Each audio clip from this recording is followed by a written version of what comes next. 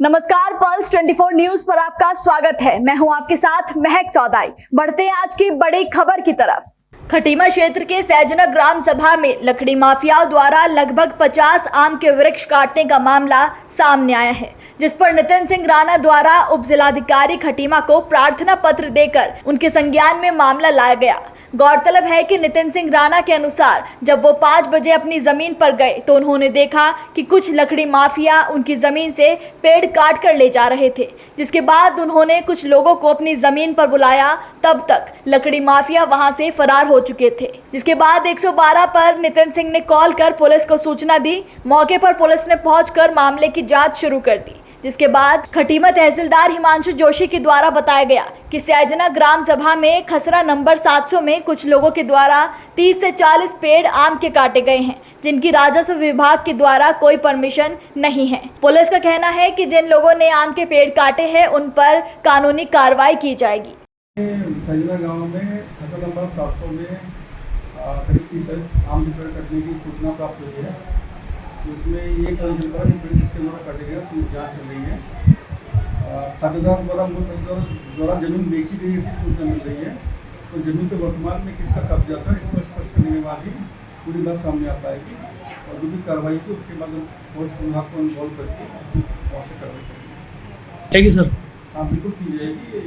पेड़ की परमिशन हमारे संज्ञान में कोई पेड़ की परमिशन नहीं ली है और बिना परमिशन किसी भी जगह से पेड़ काटना गैर कानूनी है, उसकी कार्रवाई की जाएगी। हमको पता चला है थोड़ी पहले कि जो सैजना ग्राम है वहाँ पर 50 पेड़ आम के काटे जाने की सूचना हमको प्राप्त हुई है और एक व्यक्तिगत किसी की लाइन बताई जा रही है अभी वहाँ पर कि हमारे द्वारा जो वरिष्ठ अधिकारी प्रक्रिया है उनको निर्देशित किया गया है कि कोई जाँच करके आपको दें और जो भी इसमें व्यक्ति इसमें जिम्मेदार है उस पर हम आवश्यक कार्रवाई निश्चित रूप से अगर कोई कर्मचारी भी इसकी संलिप्तता में इसमें पाई जाती है तो निश्चित रूप से उस पर भी कार्रवाई की जाएगी। लेकिन मुझे आरक्षित क्षेत्र के अंतर्गत आता है इसकी पूरी जाँच होने लीजिए, जो भी सूचना आएगी उससे आपको अवगत कराएंगे। मैं नितिन सिंह बोल रहा हूँ, सन ऑफ किशोर सिंह, ग्राम सैजना से। ये हमारा जो बगीचा था ये बगीचा हमारे पिताजी और चाचा जी के द्वारा किसी गांव के व्यक्ति को मतलब ये गिरवीनामा दिया गया था 2.5 लाख रुपए में। ये नामा दिया गया था तो बीच में वो इसकी फसल लेता रहा, आम की फसल पूरी ठेके में बेचता, सारा काम भी करता था। बीच में वो फिर हमारे परिवार में आता था, वो तब ना लिख अपना जो ज़मीन का जो पैसा है मतलब आप दे नहीं रहे हो क्या, ये हमारे नाम कर दो। तो कहा कि ये पेड़ काटने हैं, पेड़ की काटने की अनुमति मांगने आते थे। तो हमारा हिसाब तो हुआ नहीं, हमारे चाचा जी से कहा तो चाचा जी ने मना कर दिया सीधे। लेकिन बीच में वो फिर मिसिंग हो गए, फिर आए, चाचा ने फिर दोबारा मना किया।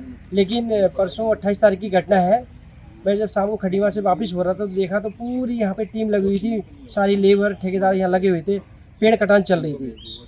तो मैं यहाँ की रोड के किनारे पहुँचा, जब फोटो खींची, मैंने कहा ज़्यादा लोग हैं, मैं घर जाके भैया लोगों को बुला के लाता हूँ। तब तो आके देखा वो सारे फरार हो गए, 9 तो 11 हो गए। मैंने तुरंत 112 में कॉल करी, उनको सूचना दी, पटवारी जी आए और यहाँ पर मौका मुआयना किया। उन्होंने कहा आप सीधे तहरीर दीजिए। मैंने रुद्रपुर डीएम साहब के यहाँ भी कॉल किया और उन्होंने कहा कि आप तत्काल एफआईआर कीजिए।